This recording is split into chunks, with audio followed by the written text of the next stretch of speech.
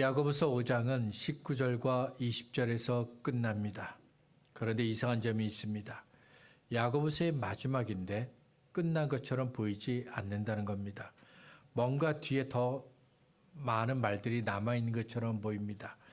그런데 아무리 보아도 19절과 20절이 끝입니다. 바울 베드로가 쓴 편지는 편지를 받는 사람들을 위해 축복을 비는 말로 끝납니다. 그런데 야고보서는 축복이 아니라 권면하는 말로 끝냅니다. 야고보만 그런 건 아닙니다. 사도 요한도 요한 1서를 마무리하면서 그들을 향한 권면의 말로 끝냅니다.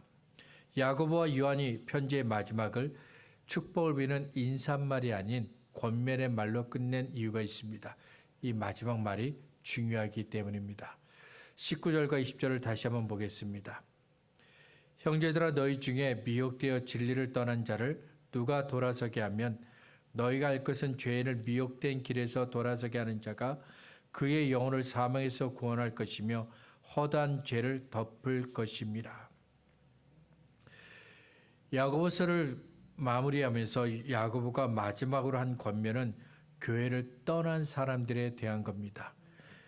19절과 20절을 이해하려면 세 가지 질문이 필요합니다. 먼저, 미혹되어 진리에서 떠난 사람은 누구인가? 그들이 미혹되어서 떠났는데 그 떠난 진리는 무엇인가? 왜 미혹되어 진리에서 떠난 사람에게 우리는 관심을 주어야 하는가? 왜 이미 떠난 사람들을 다시 돌이키게 해야 하는가? 이 질문을 하나하나 같이 한번 살펴보도록 하겠습니다. 첫 번째 질문, 미혹되어 진리에서 떠난 사람은 누구인가 하는 겁니다. 19절에서 야고보는 그의 편지를 읽고 듣는 사람들을 가리켜 형제라고 불렀습니다. 예수님을 믿어 하나님의 자녀가 되었기 때문입니다. 야고보서 1장 1절을 보면 야고보는 그의 편지를 받는 사람들을 가리켜 흩어진 12지파라고 불렀습니다. 야고보의 편지를 받는 사람들은 예수님을 믿어 구원받은 사람들입니다. 하지만 여러 나라, 여러 지역에 흩어져 살고 있습니다. 여러 지역, 여러 나라에 흩어져 살고 있는 그들을 야고보는 흩어져 있는 12지파라고 불렀습니다. 야곱의 12지파는 본래 이스라엘을 가리키는 말입니다. 야곱의 12아들이 훗날 12지파가 됩니다. 그리고 이스라엘을 구성하게 됩니다. 그래서 12지파로 나누어져 있지만 이스라엘이라는 이름으로 다시 하나가 됩니다. 12지파가 이스라엘이라는 이름으로 하나가 되는 것처럼 야고보서를 읽는 사람들도 하나님 안에서는 하나가 되었습니다. 여러 지역, 여러 나라에 흩어져 있지만 예수님께서 흘리신 피로 그들 모두가 영적 아브라함의 자손이 되었고 영적 이스라엘이 되었기 때문입니다. 이어서 야고보는 너희 중에서 미혹되어 진리를 떠난 자가 있다고 말했습니다. 미혹되어 진리를 떠난 자, 이 사람들은 본래 교회 안에 있던 사람들입니다. 야고보가 형제라고 불렀던 다른 사람들처럼 예수를 믿었고 함께 하나님을 섬겼던 사람들입니다. 두 번째 질문을 보면 그들이 미혹되어 떠난 진리는 도대체 무엇일까요? 야고보는 그들이 진리를 떠났다고 말했는데 야고보가 말한 진리는 예수 그리스도를 뜻합니다. 요한복음 1장 14절은 예수님께 은혜와 진리가 있다고 말씀합니다. 요한복음 5장 33절은 세례 요한이 진리신 예수님을 증언했다고 말씀합니다. 요한복음 8장 32절은 진리신 예수님을 알면 자유를 얻는다고 말씀합니다. 그리고 요한복음 14장 6절에서는 예수님은 진리라고 말씀합니다. 예수님은 진리입니다. 그래서 진리신 예수님을 따르면 올바른 길로 가게 됩니다. 죄에 빠지지 않게 됩니다. 생명과 영생을 얻게 됩니다.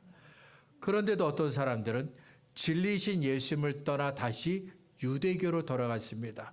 다시 우상을 섬기는 그 옛날로 돌아가게 되었습니다. 말씀을 좀 더 잘 이해하기 위해서 진리를 떠난 사람들의 범위를 우리 좀 넓힐 필요가 있습니다. 오늘날에도 진리에서 떠난 사람들이 참 많습니다. 어떤 사람들은 하는 일이 너무 바빠서 진리신 예수님을 떠납니다. 어떤 사람은 자신의 꿈을 이루기 위해서 진리신 예수님을 떠납니다. 어떤 사람은 돈을 더 많이 벌기 위해서 진리신 예수님을 떠납니다. 진리신 예수님을 떠난 모습은 두 가지로 나타나는데 어떤 사람들은 교회를 떠났습니다. 하지만 어떤 사람들은 교회를 안에 그대로 있습니다. 교회를 떠난 사람들보다는 교회를 떠나지 않은 사람들이 나은 것처럼 보입니다. 그렇죠? 그래도 교회 안에 있으니까 더 나았지 않을까? 아닙니다. 예수님을 진리신 예수님을 떠났으면 교회를 떠난 사람이나 교회를 떠나지 않은 사람이나 똑같은 겁니다. 왜냐하면 진리신 예수님으로부터 이미 그들이 떠난 것이기 때문입니다. 많은 사람들이 다양한 이유로 진리신 예수님을 떠났는데 초대교회에서는 이렇게 진리신 예수님을 떠난 사람들을 가리켜 배교했다라고 말했습니다. 배교. 사절을 보면 배교는 믿던 신을 배신하는 것이라고 설명합니다. 배신, 좋은 의미가 아니죠. 그런데도 미혹되어 진리에서 떠난 사람들의 행위를 배교라고 말하는 이유가 있습니다. 진리에서 떠났다는 것은 그들을 죄에서 구원하기 위해 십자가에 죽으신 예수님을 배신한 것이기 때문입니다. 죽음으로 사랑을 보여주신 예수님을 배신한 것이기 때문입니다. 야고보가 야고보서를 기록한 것은 62년쯤입니다. 예루살렘 교회가 세워진 지 약 30년쯤 되었을 때입니다. 짧은 기간이지만 교회는 폭발적인 성장을 했습니다. 처음에 교회는 예루살렘에서 시작되었는데 얼마 유대 지역으로 퍼집니다. 사마리아에도 교회가 세워집니다. 여러 나라의 교회가 세워졌습니다. 바울을 비롯한 많은 제자들이 여러 나라, 여러 곳에 가서 복음을 전파했기 때문입니다. 많은 사람들이 예수를 믿어 죄사함을 받았습니다. 세례를 받았고 교회가 세워졌고 폭발적인 성장을 했습니다. 하지만 교회가 성장하는 만큼 이단도 많아졌습니다. 사전을 보면 이단은 정통의 가르침에서 어긋나는 것이라고 설명합니다. 그러니까 길에서 벗어난 것, 그것이 이단이에요. 진리와 비슷한데 다른 것, 그것이 바로 이단입니다. 믿음은 예수님에서 시작해서 예수님으로 끝나야 됩니다. 여기에 어떤 것도 들어오면 안 됩니다. 하지만 다른 것을 말하는 사람들이 교회 안에 많이 있었습니다. 바울과 베드로와 요한이 쓴 편지를 보면 교회 안으로 들어와서 성도들을 미혹했던, 성도들을 거짓에 빠지게 했던 악한 사람들이 있었습니다. 그들 중에는 예수님이 오셨으니까 구약 성경은 없어도 된다고 주장하는 사람들이 있었습니다. 예수님에 관해 말씀하고 있는 마태복음, 마가복음, 누가복음, 요한복음만 성경이라고 주장하는 사람들이 있었습니다. 예수님께서 하나님의 아들이신 것을 부인하는 사람들이 있었습니다. 예수님께서 동정녀 마리아의 몸에서 태어나셨다는 것을 부인하는 사람들이 있었습니다. 예수님께서 십자가에 죽으신 것이 확실한데도 그것을 부인하는 사람들이 있었습니다. 예수님께서 죽은 자 가운데서 3일 만에 다시 부활하신 것을 부인하는 사람들이 있었습니다. 예수님의 재림과 심판은 없다고 주장하는 사람들도 있었습니다. 그들은 성경대로 예수님을 믿지 않았습니다. 그래서 이단이라고 부릅니다. 그런데도 그들은 교회 안으로 들어와서 성도들을 미혹했습니다. 뱀이 아담과 하와를 거짓말로 속였던 것처럼 그들도 거짓말로 성도들을 속였습니다. 그 결과 많은 사람들이 교회를 떠나게 되었습니다. 마지막 세 번째 질문, 왜 미혹되어 진리에서 떠난 사람에게 우리는 관심을 주어야 하는 걸까요? 왜 이미 교회를 떠난 사람들을 다시 돌이키게 해야 하는 걸까요? 야고보는 진리에서 떠난 사람들을 다시 돌이키게 하는 것을 가르쳐 그 사람의 영혼을 사망에서 구원하는 것이라고 말했습니다. 그리고 허다한 죄를 덮는 것이다 말했습니다. 야고보는 구원과 용서를 말했는데 야고보가 말한 구원과 용서는 사람에게 주어진 일이 아닙니다. 구원과 용서는 전적으로 하나님의 일입니다. 하나님께서 죄에서 구원하시고 하나님께서 죄를 용서하시는 겁니다. 그렇다고 해서 구원과 용서는 하나님의 일이니까 진리에서 떠난 사람들을 그대로 내버려둬도 된다는 말은 아닙니다. 구원과 용서가 하나님의 일이지만 우리는 진리에서 떠난 사람들을 구원과 용서가 있는 하나님께로 다시 돌이키게 해야 할 책임이 있다는 겁니다. 세 번째 질문을 좀 더 깊이 살펴보도록 하겠습니다. 미혹을 당해 진리에서 떠난 사람을 말했지만 이것을 확대하여 다양한 이유로 교회를 떠난 사람들, 예수님을 떠난 사람들을 포함해서 생각해야 합니다. 그리고 범죄한 사람들까지도 포함해서 이것을 좀 생각해 보기를 원합니다.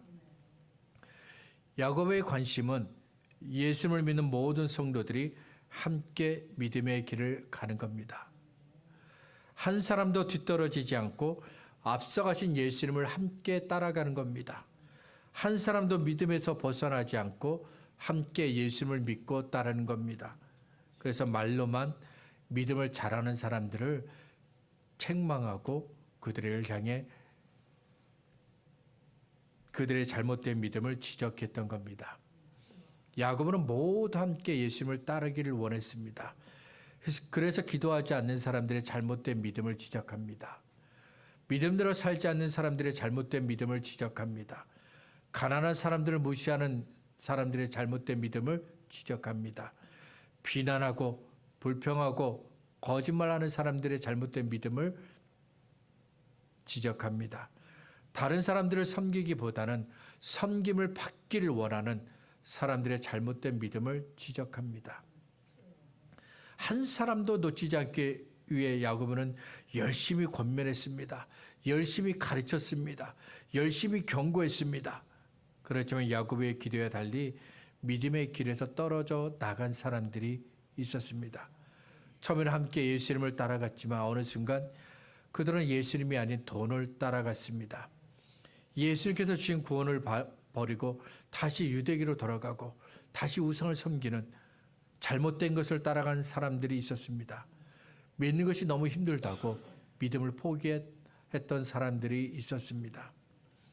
그러면 교회는 진리신 예수님을 떠나고 죄를 즐거워하는 사람들을 어떻게 대해야 할까요? 믿음의 길에서 떠난 사람들을 어떻게 해야 할까요?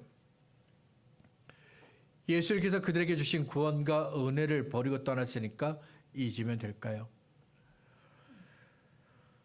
욕심 때문에 예수님을 떠났으니까 당신은 저주받을 것이라 하면서 그냥 외면하면 되는 걸까요? 야고보는 진리이신 예수님을 떠난 사람들을 잊을 수가 없었습니다. 믿음이 없어 떨어져 나간 이들을 잊을 수가 없었습니다. 욕심 때문에 교회를 떠난 사람들의 손을 놓을 수가 없었습니다. 예수님보다 돈을 더 사랑하는 사람들을 잊을 수가 없었습니다. 야고보서 5장 12절부터 18절에서 야고보는 고난을 만난 사람을 위해 기도하라고 했습니다. 병든 사람을 위해 기도하라고 했습니다. 죄를 지은 사람을 위해서 기도하라고 했습니다. 고난, 병드는 것, 죄 모두 누군가의 기도가 필요한 사람들입니다. 그래서 야고보가 힘든 시간을 보내고 있는 다른 사람들을 위해 기도하라고 말한 겁니다. 야고보서는 야고보가 교회와 성도를 향한 핍박 때문에 힘들고 어려운 시간을 보내고 있는 성도들에게 보낸 편지입니다. 핍박은 교회와 성도들에게 많은 어려움을 주었습니다. 다른 사람에게 신경 쓸 여유가 없습니다. 내가 너무 힘들기 때문에. 그런데도 야고보는 어려운 시간을 보내고 있는 다른 사람들을 위해 기도하라고 말합니다. 이것이 바로 우리를 향하신 하나님의 뜻이기 때문이라는 것이죠. 예수님께서 말씀하신 대로 내 이웃을 내 몸과 같이 사랑하는 것이기 때문입니다. 여기에 더하여 야고보는 진리이신 예수님을 떠난 사람들에게도 관심을 주라고 했습니다. 이 관심 속에는 기도도 포함되어 있습니다. 이미 다른 사람들 위해서 기도하고 있습니다. 나도 힘든데 다른 사람들 위해서 기도하고 있습니다. 그런데 또 하나님은 진리신 하나님을 떠난 진리신 예수님을 떠난 사람들에게도 관심을 주라고 하셨습니다. 그들을 위해 기도하라고 하셨습니다. 저와 여러분이 해야 할 일이기 때문입니다. 출애굽기 32장을 보면 이스라엘 백성이 금송아지를 만들고 섬깁니다. 그때 모세는 시내산 위에 올라가 하나님을 만나고 있었습니다. 모세가 산 위로 올라가기 전에 이스라엘 백성은 산 위에 임재하신 하나님의 영광을 그들의 눈으로 보았습니다. 하나님의 음성을 귀로 들었습니다. 그리고 모세가 하나님의 부르심을 따라 산 위로 올라간 것도 알고 있습니다. 그런데 시간이 오래 지났는데도 모세가 내려오지 않고 있습니다. 그래서 이스라엘 백성은 금송아지를 만들고 섬깁니다. 그때 하나님은 하나님의 구원을 속히 잊어버린 이스라엘 백성을 진멸하려고 하셨습니다. 한 사람도 남기지 않고 다 죽이려고 하셨습니다. 그때 모세는 이스라엘을 위해 기도했습니다. 민수기 14장을 보면 모세가 다시 이스라엘 백성을 위해 기도합니다. 40일 동안 12명의 정탐꾼이 가나안 땅을 샅샅이 훑어보고 돌아왔습니다. 그들은 가나안 땅이 하나님께서 말씀하신 대로 젖과 꿀이 흐르는 땅이라고 보고했습니다. 이스라엘 백성이 살기에 아주 좋은 땅이라는 겁니다. 그런데 이어서 그들은 말하기를 그 중에 10명인 가나안 땅에는 이미 사람들이 살고 있었고 성과 성읍이 있었고 그곳에는 거인의 후손들도 있다고 보고합니다. 그리고 우리는 가나안 땅으로 가면 안 된다고 보고합니다. 10명의 정탐꾼의 보고를 들은 이스라엘 백성은 우리는 가나안 땅으로 가지 않겠다고 결정합니다. 그리고 가나안 땅으로 가게 하신 하나님을 원망합니다. 하나님께서 이스라엘 백성의 원망을 들으셨습니다. 그래서 하나님의 계획을 알지 못하고 원망하는 이스라엘 백성을 다 진멸하시려고 하셨습니다. 그때 모세는 이스라엘 백성을 위해 다시 엎드리고 기도했습니다. 로마서 9장, 10장, 11장에서 바울은 이스라엘에 대해서 말합니다. 이스라엘은 하나님께서 택하신 백성입니다. 하나님께서 구원하신 백성이고 하나님께서 특별히 사랑하신 백성입니다. 그런데 하나님께서 택하시고 구원하시고 사랑하신 이스라엘이 하나님의 아들이신 예수님을 부인하고 죽입니다. 이스라엘을 죄에서 구원하기 위해 오신 예수님을 그들은 십자가에 못 박아 죽입니다. 바울은 예수님을 믿지 않는 이스라엘을 생각할 때마다 마음이 아팠습니다. 도무지 예수님을 믿으려고 하지 않는 그들을 보면서 괴로웠습니다. 그래서 바울은 더욱 이스라엘의 구원을 위해 기도합니다. 모세가 범죄하는 이스라엘을 위해서 기도한 것처럼 바울도 믿지 않는 이스라엘을 위해서 열심히 기도합니다. 모세와 바울이 이스라엘을 위해서 기도했던 것처럼 야고보도 진리에서 떠난 사람들을 위해서 기도했습니다. 죄를 즐거워하는 사람들을 위해서 기도했습니다. 그들은 예수님의 손을 놓았지만 야고보는 그들의 손을 놓지 않았습니다. 그들은 야고보의 손을 놓으려고 했지만 야고보는 끝까지 그들의 손을 놓지 않았습니다. 그들을 위해서 계속해서 기도했습니다.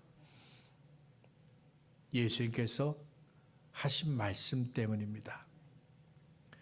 예수님은 우리에게 진리에서 떠나고 죄를 즐거워하는 사람들을 긍휼히 여기라고 말씀하셨습니다. 누군가가 죄를 지었습니다. 그러면 우리는 어떻게 하면 좋을까요? 마태복음 18장 15절부터 17절은 예수께서 범죄한 사람을 어떻게 대해야 하는지 묻는 사람들에게 주신 말씀입니다. 내 형제가 죄를 범하거든 가서 너와 그 사람과만 상대하여 권고하라. 만일 들으면 내가 내 형제를 얻은 것이요 만일 듣지 않거든 한두 사람을 데리고 가서 두세 증인의 입으로 말마다 확증하게 하라. 만일 그들의 말도 듣지 않거든 교회 말하고 교회 말도 듣지 않거든 이방인과 세리와 같이 여기라. 처음에는 죄를 발견한 한 사람이 그 사람에게 가서 당신이 죄를 지었으니까 회개하라고 이렇게 권면하라고 하셨습니다. 그 다음에는 한두 사람이 같이 가서 당신이 죄를 지었으니까 회개하라고 권면하라 이렇게 말씀하셨습니다. 그리고 마지막에는 교회가 죄를 회개하라고 권면하는 것인데 이것은 모든 사람들이 알도록 죄를 공개하고 회개를 요청하는 겁니다. 이 예수님의 말씀을 볼 때 사람들은 순서를 중요하게 생각합니다. 한 사람, 그 다음 한두 사람, 마지막 교회.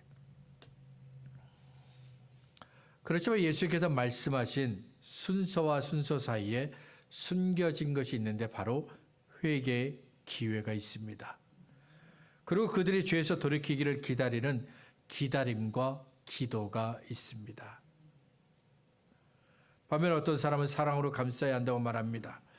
우리가 다 죄인인데 누가 잘못했다고 비판하고 심판하는 것은 옳지 않습니다. 때문에 우리는 죄를 지은 사람을 무조건 사랑으로 감싸줘야 한다고 말합니다.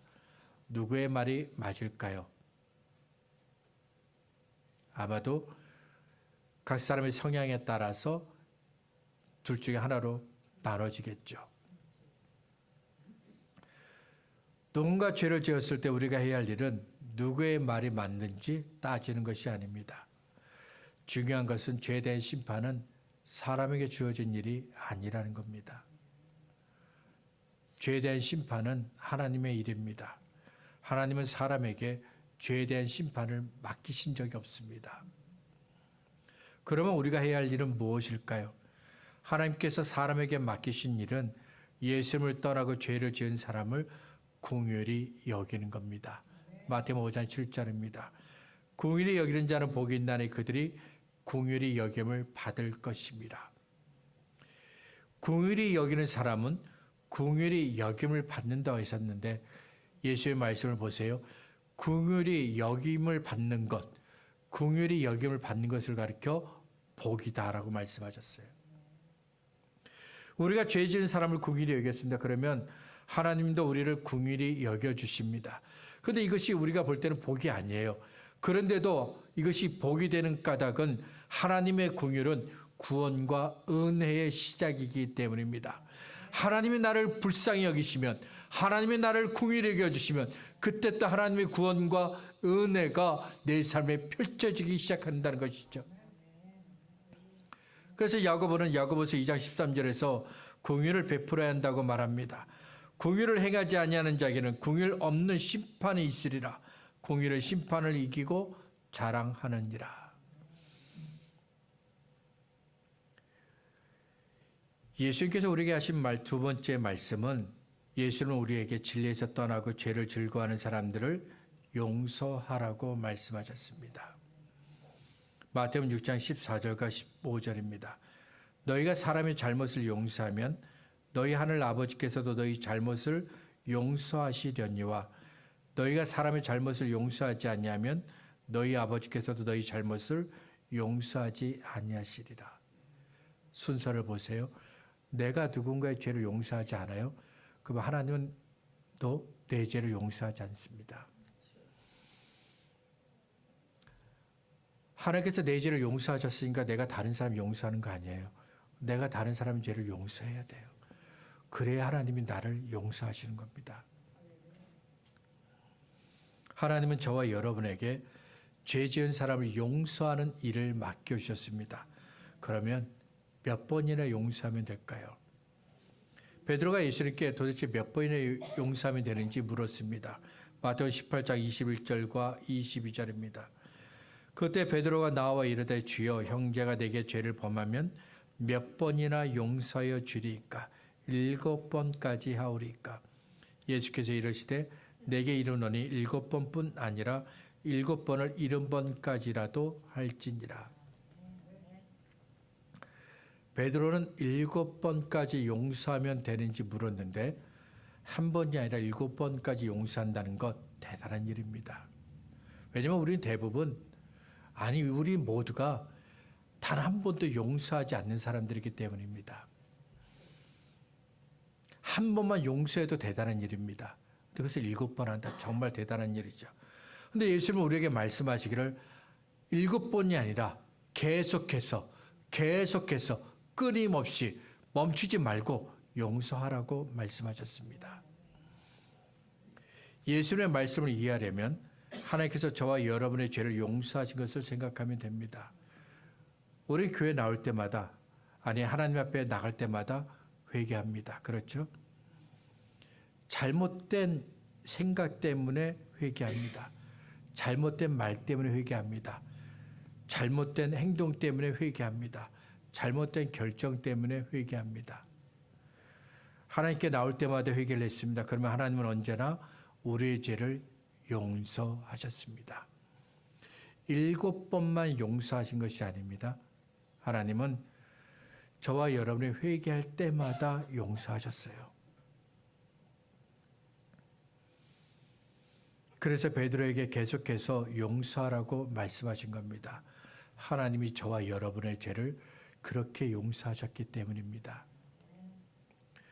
에스겔 18장 21절과 22절은 악인을 향한 하나님의 마음을 우리에게 말씀합니다. 그러나 악인은 만일 그가 행한 모든 죄에서 돌이켜 떠나 내 모든 율례를 지키고 정의와 공의를 행하며 반드시 살고 죽지 아니할 것이라. 그 범죄한 것이 하나도 기억함이 되지 아니하리니 그가 행한 공의로 살리라. 우리는 하나님은 악인을 기뻐하지 않는다고 알고 있습니다. 우리는 하나님은 악인을 반드시 심판하신다고 알고 있습니다. 맞습니다. 하나님은 악인을 기뻐하지 않으세요. 하나님은 반드시 악인을 심판하십니다. 하지만 하나님은 악인이, 악한 사람이 하나님의 심판을 받아 멸망하는 것도 기뻐하지 않습니다. 하나님은 악인이 죄를 회개하고 돌이키는 것을 기뻐하십니다. 죄를 회개해서 하나님의 심판에서 구원받는 것을 기뻐하십니다. 하나님은 진리신 예수님을 떠난 사람들이 다시 돌아오는 것을 기뻐하십니다. 죄 때문에 예수님을 떠났던 사람들이 다시 돌아오는 것을 기뻐하십니다. 그리고 우리가 진리에서 떠난 사람들을 다시 돌아오게 하는 것을 기뻐하십니다.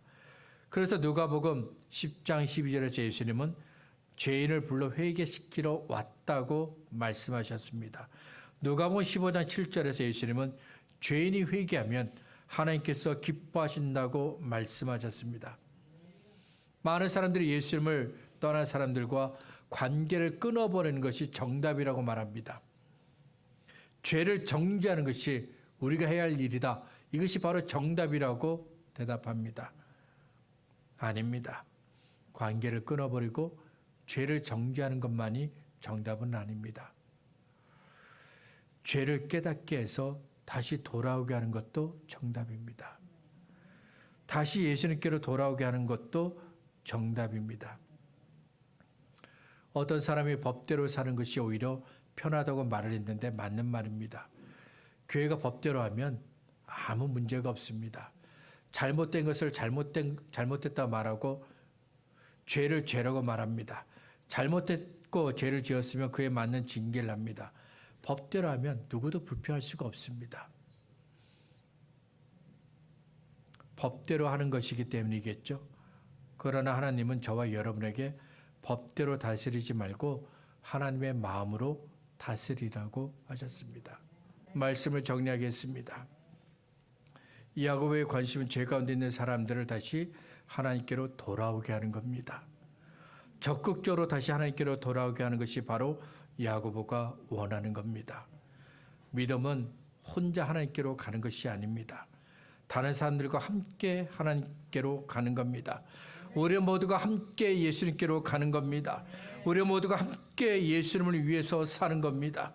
우리 모두 끝까지 하나님을 향해 함께 갈 수 있기를 바랍니다.